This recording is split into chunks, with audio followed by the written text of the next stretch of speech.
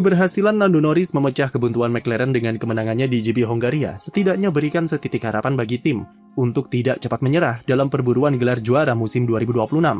Meski secara matematis terlihat mustahil dengan sisa 11 balapan, tapi target minimal McLaren setelah jeda musim panas adalah mereka ingin menjadi tim terdekat yang mampu beri perlawanan sengit kepada dominasi Mercedes.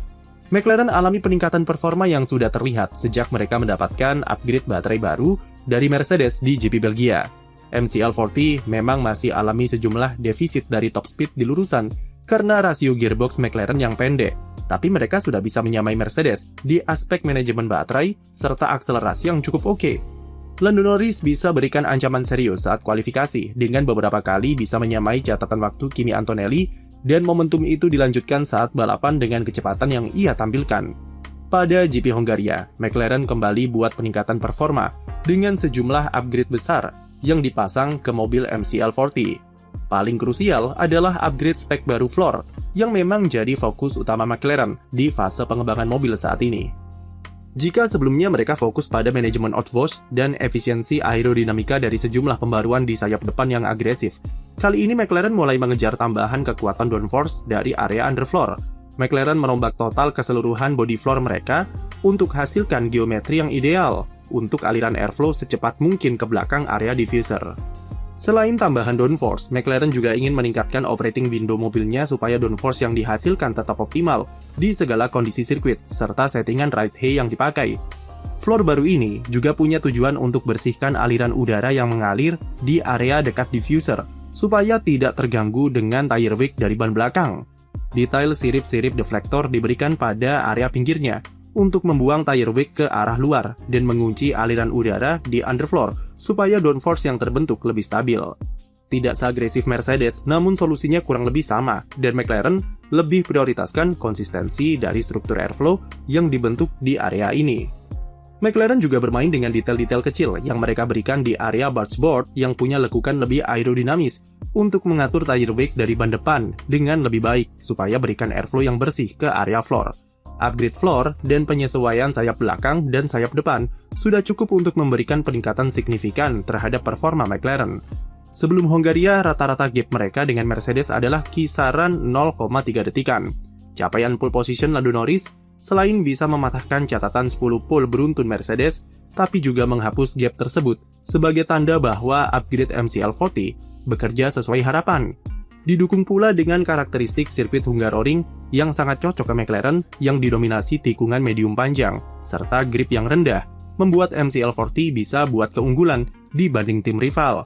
Pertanyaan terbesarnya sama seperti upgrade yang mereka luncurkan di Miami, yaitu apakah performa di Hungaroring kemarin bisa sustain di sisa musim 2026?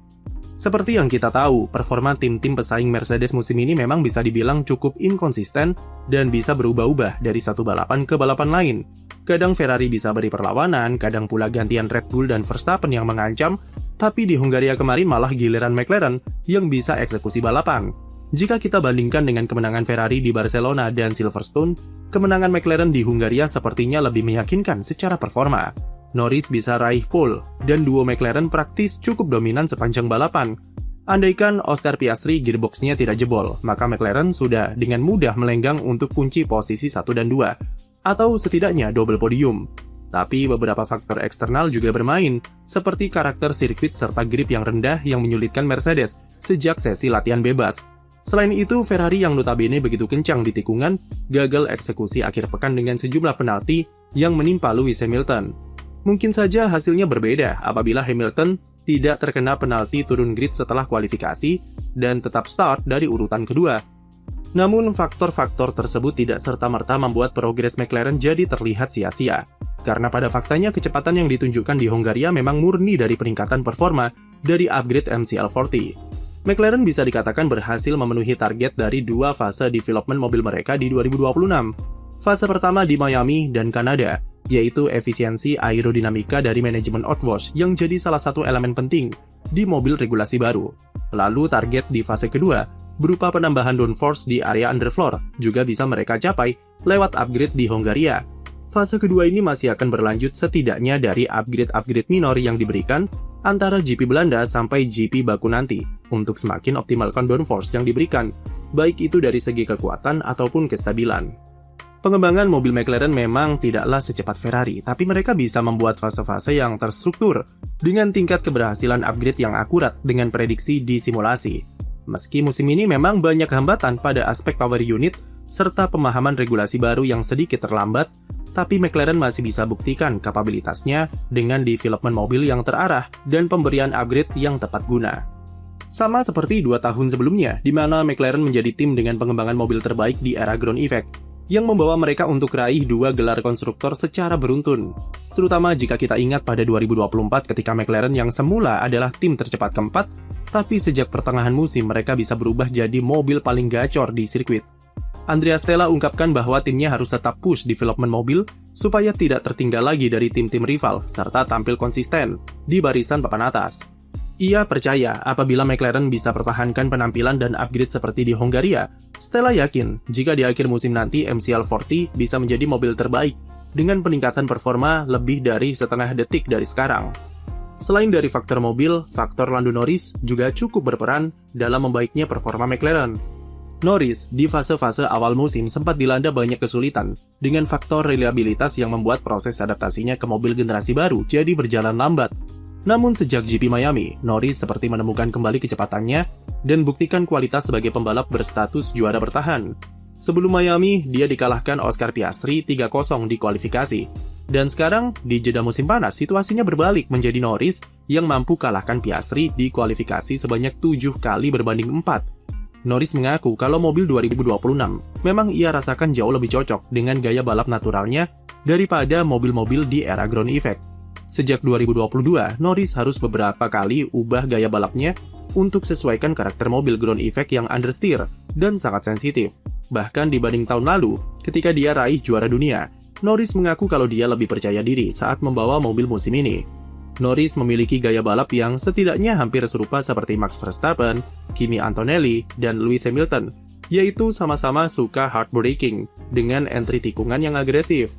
Gaya balap semacam ini sangat cocok dengan mobil 2026 yang level gripnya lebih rendah dari musim lalu, tapi cenderung mudah dikendalikan saat dia alami sliding karena dibawa dengan gaya agresif. Norris punya toleransi yang oke terhadap mobil-mobil low grip, terutama dengan pengeremannya yang agresif. Itu bisa membantu untuk ciptakan beban di ban depan, dan secara natural akan meningkatkan daya cengkramnya saat berbelok. Efek lainnya adalah gaya balap agresif seperti ini terbukti cocok dengan gaya manajemen baterai di mobil 2026, terutama di power unit Mercedes. Berbanding terbalik dengan Oscar Piastri yang harus berjuang beradaptasi dengan mobil 2026 yang low grip. Gaya balap halusnya selain rentan alami sliding yang sulit ia tangani, tapi juga berdampak pada algoritma software Mercedes yang kurang bisa menyesuaikan. Kurang lebih mirip seperti perbedaan antara Antonelli dengan George Russell di Mercedes. Performa Norris di Belgia dan Hongaria sudah menunjukkan seberapa besar perbedaan kecepatannya dengan Piastri yang murni disebabkan karena kecocokan gaya balap serta pemahaman terhadap regulasi baru. Apakah performa McLaren akan sustain di sisa musim 2026? Baru bisa dinilai di Zandvoort nanti. MCL40 diprediksi berikan ancaman serius di Belanda karena karakter sirkuit yang cukup mirip dengan Hungaroring yang punya banyak tikungan medium panjang. Hanya saja apabila aspalnya punya grip lebih besar, dipastikan Mercedes dan Ferrari akan lebih kompetitif, yang otomatis memberikan tantangan bagi McLaren. Apabila mereka bisa pertahankan level kompetitifnya paling tidak di belakang Mercedes dan di depan Ferrari, maka McLaren berada di tempat ideal untuk jaga performanya sampai akhir musim, serta fondasi ideal untuk pengembangan 2027. Mau bagaimanapun, ada alasan mereka bisa meraih 2 gelar konstruktor secara beruntun. Dan oleh karena itu, sudah sewajarnya apabila kita tidak kaget dengan McLaren yang mampu bangkit dan bisa jadi cuma mereka serta Lando Norris yang bisa step up untuk jegal dominasi Mercedes setelah ini. Sekian video dari kami, jangan lupa beri like dan subscribe untuk konten F1 lainnya.